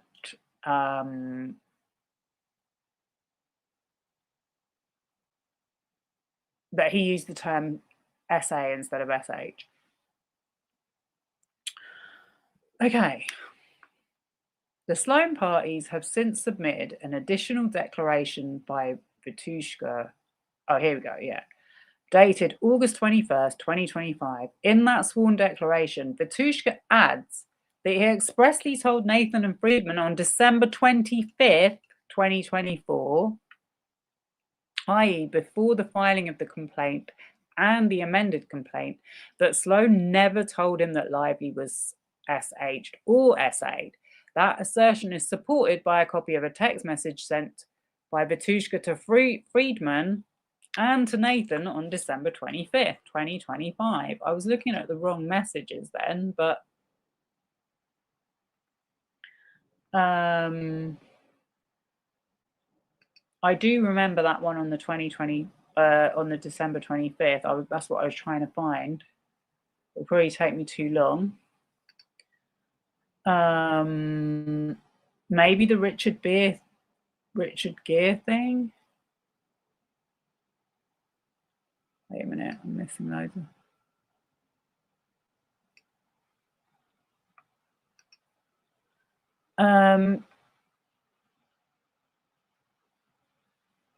This is what I've noticed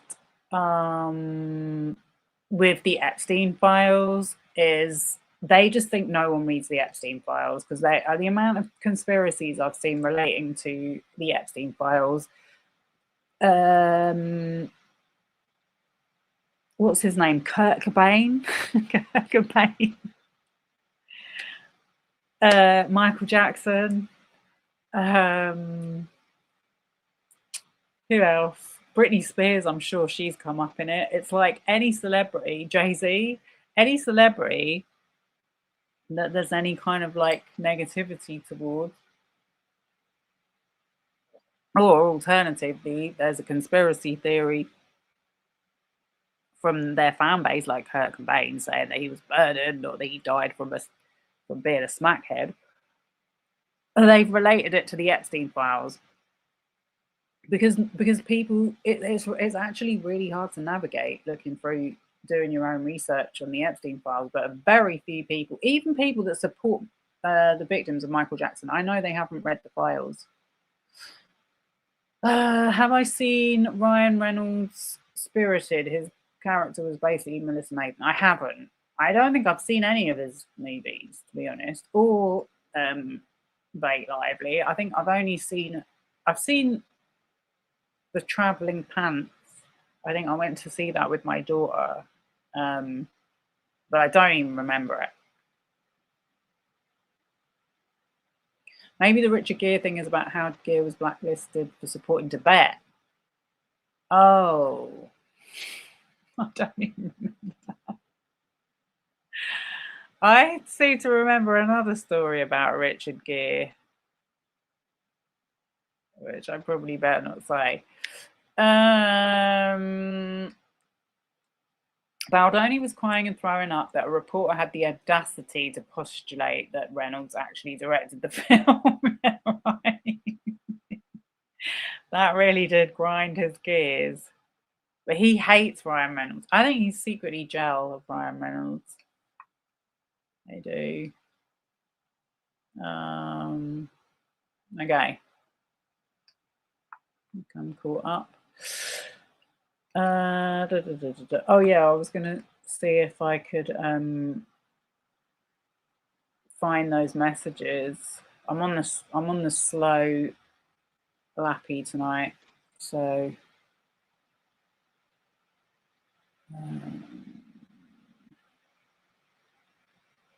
look through here for ages. I'm just gonna give myself one look through, and then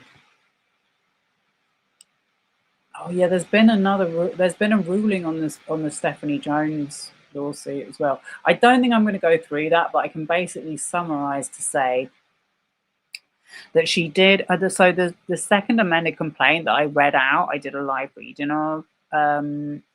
She added Nathan and Jamie Heath, and the court has denied it because she didn't do it in time. But in terms of that being a PR move, that did give us the information regarding Melissa Nathan and the Camilla Sterling smear campaign. So I'm not mad at her. I think that was very much something that was in the public interest. Got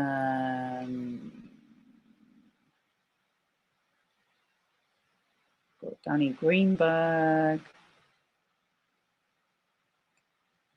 Expert witness. I never did that. There was an expert witness on the digital sentiment analysis. I've not gone through that.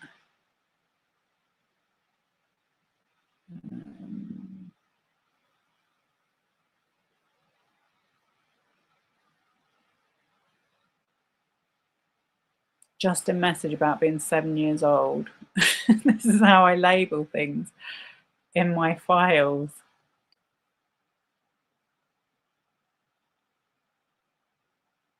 Steve Sauer at Zoom call. I've not done that either. We'll have to see what happens at the trial, because I've still got all this information saved.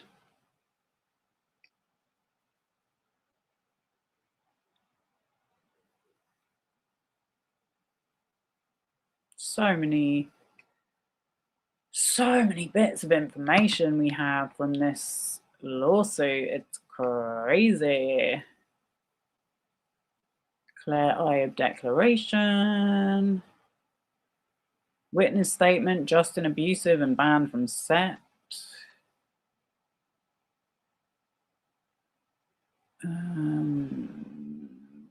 Yeah, I don't. Oh, wait. Oh, I think I might have it. Yes.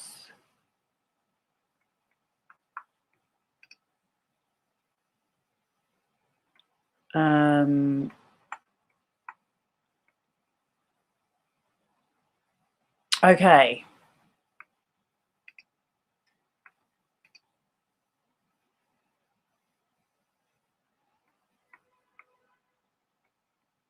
This is the message on Christmas Day when he said to Bryan Freedman, many times she gives us information and then her client gets mad and then she comes back and says that she never gave it to us and it's a lie. I had many conversations with her about Blake and never once did she say anything about SA. I had a 3-way call with her and Melissa and she never said anything about it then either. I hope this helps in some way. Yeah? Right. Just showing the receipts. Right.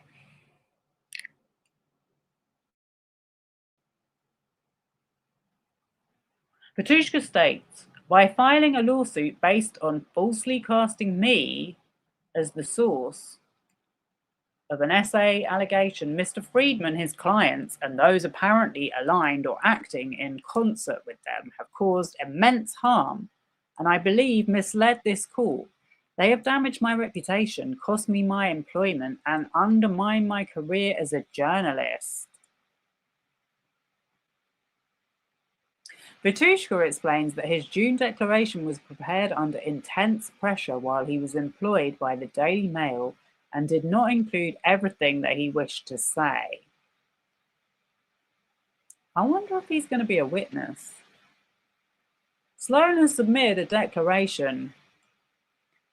In her declaration, Sloan swears she works out of New York and her relationship with Lively is centered in New York. She never told Vitushka that Lively was SA'd by Baldoni or anyone else. The first time she discussed Lively's SH allegations with a journalist was when Melissa Nathan's sister, Sarah Nathan, texted her on August 8, 2024, and relayed that she heard about 3 things that Baldoni did on set that were, in her words, all a bit creepy.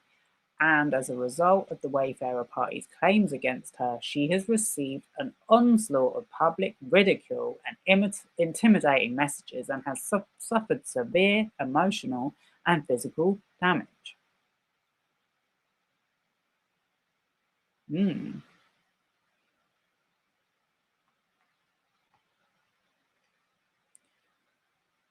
Sloan moves for attorney fees and costs under New York anti-SLAPP. You know what? Before I get to that, yeah, in this footnote about James Vetushka, I had forgotten that he engaged Mark Garagos for a hot minute, after he filed a whistleblower complaint about the pressure he received not to include the additional information. Vetushka was terminated by the Daily Mail and retained new counsel.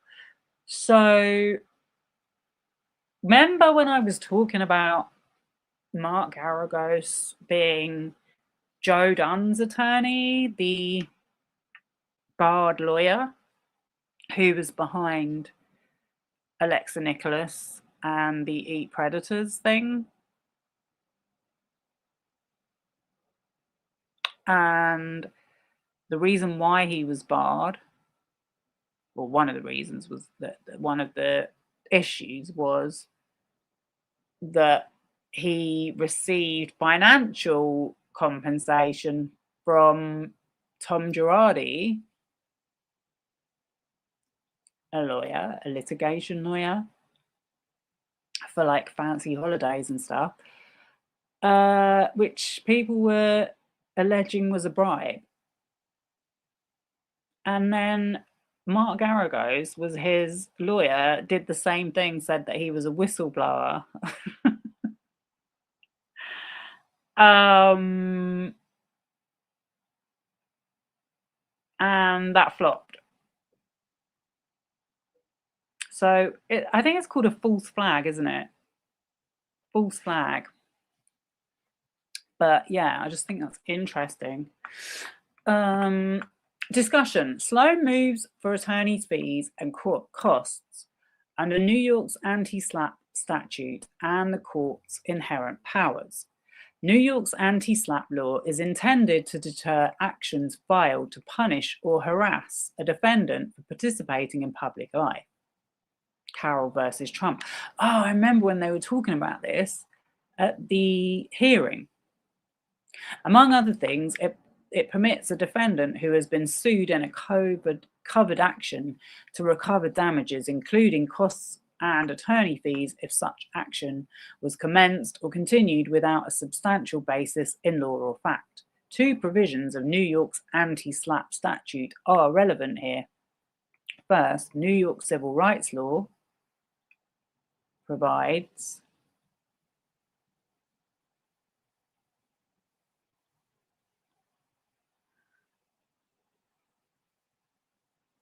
wait a minute. I'm trying to work out a defendant in an action involving public petition and participation, as defined in paragraph A of subdivision 1 of section 76A of this article, may contain an action claim, cross-claim, or counterclaim to recover damages, including costs and attorney fees from any person who commenced or continued such action, provided that costs and attorney fees shall be recovered upon a demonstration, including an adjudication pursuant to subdivision of Rule 3211 or subdivision of Rule 3212 of the Civil Practice Law and Rules, that the action involving public petition and participation was commenced or continued without a substantial basis in fact and law and could not be supported by a substantial argument for the extension, modification, or reversal of existing law. That was a mouthful. New York Civil Rights Law, second subdivision of New York Civil Practice Law, and I actually can't be able to read all of that, I'm sorry. The Sloan parties assert that the New York anti-SLAPP statute applies and its elements are satisfied because Sloan's alleged statements regarding sexual misconduct concern the public interest and Baldoni is a public figure, and the claims lack a substantial basis in law and fact, which entitles them to reasonable attorney fees and costs in the approximate amount of $1,300,000 in fees and $38,000 in costs. They assert in the alternative that they are entitled to their reasonable attorney's fees and costs pursuant to the court's inherent powers. The Wayfarers parties respond.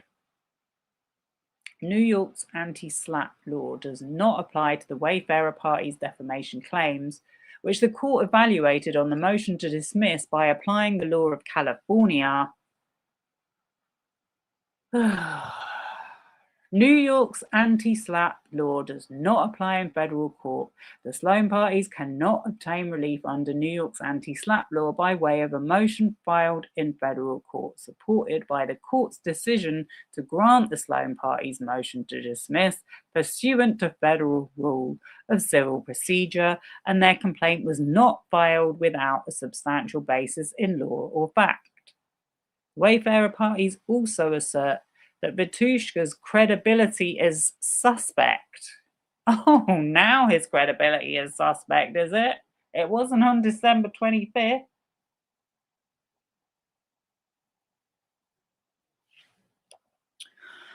Oh my gosh. Tellingly, the Wayfarer parties do not dispute that Vetushka told them before they filed the complaint that Sloan had not made the allegedly defamatory statement. The court has concluded that the Wayfarer party's argument that the New York anti-SLAPP law does not apply in federal court is without merit. There is an emerging trend of cases favoring the application of the substantive standards of the New York anti-SLAPP statute in federal court. Yeah, I've noticed. I don't know who all these people are that they're citing. The court now joins that emerging consensus. The court can put it no better than Judge Rochon did in Heilbert. To sum up, New York's anti-SLAPP law is doing no procedural work in the instant case.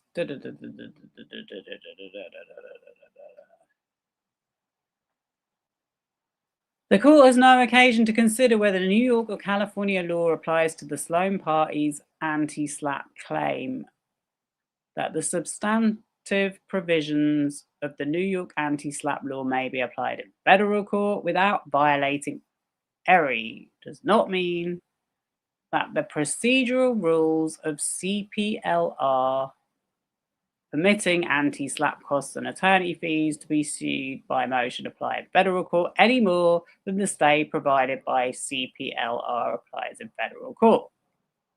Oh God, this is very technical.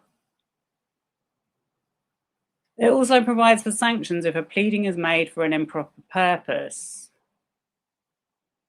If a party wishes to obtain relief in federal court under the New York anti-SLAPP statute, he or she must proceed by way of an action claim, cross-claim, or counterclaim.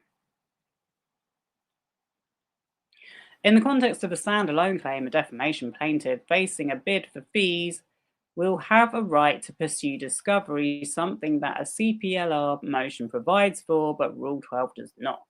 Of course, just as in state court, the chance of making an evidentiary showing that the substantial basis standard is satisfied where a prior defamation complaint failed to do so may be remote, but importantly, the defamation plaintiff's rights won't vary based on whether they happen to find themselves in a state or federal forum. Sloan alternatively seeks sanctions under the court's inherent powers.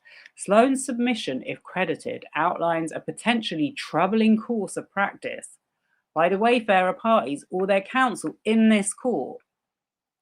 They allegedly filed a false claim in this court by claiming that Sloan told Vetushka that Blake was sexually assaulted, despite receiving texts from Vetushka prior to filing that affirmatively stated Sloan made no such statement. In doing so, they made Sloan collateral damage in their battle against Lively. Wow. Collateral damage. The court has inherent powers to impose sanctions for bad faith conduct, even where the conduct could also be sanctioned under the statute or the rules. However, the court must exercise caution in invoking its inherent power, and it must comply with the mandates of due process, both in determining that the requisite bad faith exists and in assessing fees. When there is bad faith conduct in the course of litigation that could be adequately sanctioned under the rules, the court ordinarily should rely on the rules rather than the inherent power. In this case, Sloan could have followed the procedural requirements of Rule 11, served a copy of a sanctions motion on the Wayfarer parties, and given them an opportunity to withdraw the allegation, like Reynolds and Lively did. And then, only if the allegation was not withdrawn, filed a motion for Rule 11 sanctions. The timeline in this case confirms that Sloan could have pursued that course. On April 30th, 2025, Sloan filed a discovery motion that included as an exhibit the December 2024 complaint filed by the Wayfarer parties against the New York Times and California State Court, which included at least one of the text messages from Vitushka that Sloan alleges demonstrates the falsity of the allegations against her. Sloan obviously had a personal knowledge of what she said to the Daily Mail. If she believed that the Wayfarer parties had engaged in sanctionable conduct, she could have raised it with them then, with the court under Rule 11. She chose not to do so. Mate, maybe she didn't know. I don't know, like, who's representing Sloan? I'm not even sure. In this case, thus, the court will not allow inherent powers to substitute for the procedural mechanism under Rule 11. So they're not letting her off because she didn't follow due process, basically. The motion of the Sloan parties for attorney fees and costs is denied without prejudice by renewal by way of a formal action.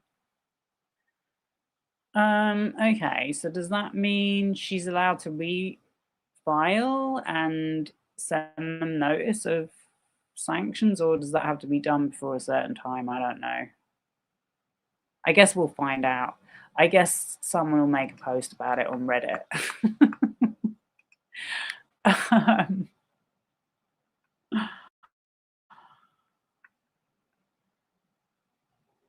Just Jared? Oh my god, do you know how long I've been going on Just Jared? He does have a lot of, actually. I think he has the voice note, voice message posted on his blog. I think Lehman has to go by the book as much as possible in this case, considering its high profile nature. Yeah, I mean, it's just the way he said, like, Leslie Sloan's hasn't done it. Like, she's supposed to know what the legal process is about regarding anti-slap laws. I mean, I don't know, but I mean, I'm not a publicist, obviously. I'm not a level publicist, but I'm just thinking who is representing her. Anyway, maybe she will refile. I know that without prejudice means you're allowed another go. If it's $1 million, I think she definitely probably be a good idea.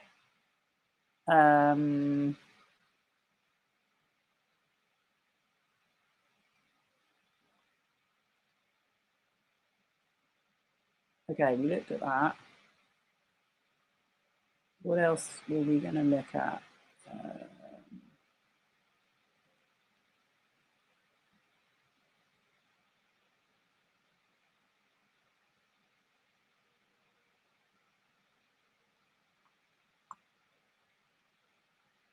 Okay, the last thing. Oh, the subpoenas. Yeah, quick look at that. I'm not going to read it all through. It's been 2 hours already. We'll just have a quick look, just for shits and giggles.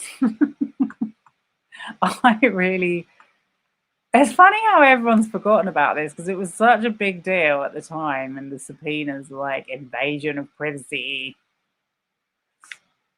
It turned out to be a little bit of a nothing burger. So this order resolves the following motions before the court regarding the third-party subpoenas issued by plaintiff. It's only 4 pages actually. Issued by plaintiff Blake Lively. The motion of Lynette Kashishian, aka Sweet and Salty Lynn, to quash a subpoena issued to Google LLC for the movement's account records. The motions of Jane Doe to proceed anonymously and to quash a subpoena issued to X Holdings for information regarding her X account. The motion of Mario Armando Lavandeira Jr.,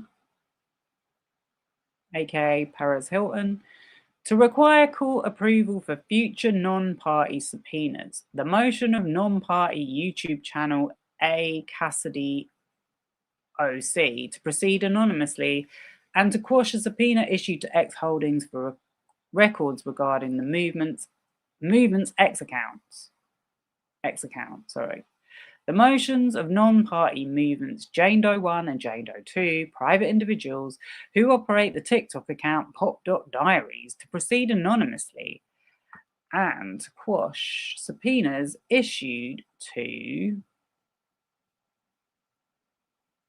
TikTok Inc. for their account records, as well as to file under seal unredacted versions of their motions to quash and to proceed anonymously with their legal names unredacted. The motions of Jane Doe to proceed under a pseudonym and in support of Perez Hilton's motion to require court approval for future non-party subpoenas. The motion of Perez Hilton to supplement the record in support of his opposition to Lively's motion to compel. The motion of J. Alexander Townsend, on behalf of a collective group of individuals for a declaratory judgment and a protective order to quash subpoenas issued to Google LLC and X Holdings. The motion of Perez Hilton to dismiss or quash Lively's subpoena directed to him, and the motion of non-party Mackenzie Folks, A, existing to thrive, for sanctions against Lively. Okay, bold move there, bold filing. And the court's inherent powers for the service of a subpoena on Google LLC that Lively later withdrew. The motions to proceed anonymously or with a pseudonym are granted. The Supreme Court has recognized that the First Amendment provides protection for anonymous speech. So, yeah, like I said, that turned out to be a nothing burger because they all claimed that that wasn't going to be the case. They were brought into the case by the service of subpoenas on them. It follows from Arista records that they are not required to compromise their anonymity in order to protect that anonymity. It appears in some instances that the subpoenas that are the subject of the motions to quash were withdrawn. In any event, Lively has not opposed the motion to quash served by the subpoena recipients, and accordingly, those motions are granted without opposition. There you go. Not such a bitch after all, is she? Perez Hilton and Townsend moved to quash or seek protective orders on behalf of persons other than themselves. These motions are denied for lack of standing. A party may appear pro se in federal court only to represent him or herself and not to represent others. The motion for sanctions is denied. Section 1927 sanctions may be awarded only when an attorney's actions are in bad faith. I hope all these content creators saw this, including Andy Signor's audience. and are so completely without merit as to require the conclusion that they must have been undertaken for some improper purpose, such as delay. Bad faith is also required for sanctions to be awarded pursuant to the court's inherent powers. The fact that Lively withdrew certain subpoenas when they were contested does not establish bad faith. A litigant in such circumstances can determine that the value of information sought is not worth the resources it might take to obtain that information. Accordingly, the motions in are granted without opposition.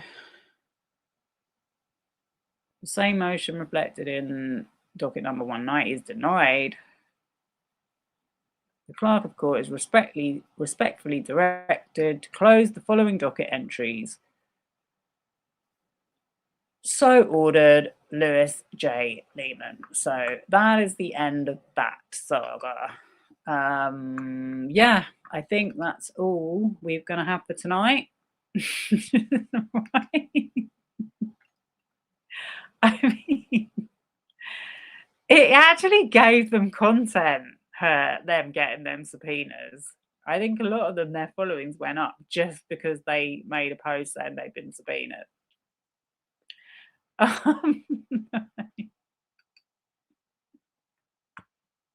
The way people talk about Judge Lehman. I almost considered putting a picture of Judge Lehman in the thumbnail, but I decided not to. Remind you of the Alex Jones case where he defeated the judge. Man, I'm really, really hoping this trial is going to happen, honestly. I don't want to get my hopes up too much, but it's going to be good. All right. I'm going to leave it there for tonight. Thank you so much for joining. And I'll see you all pretty soon, or maybe not. I'll see how I feel. Okay. Thank you, and have a great rest of the evening.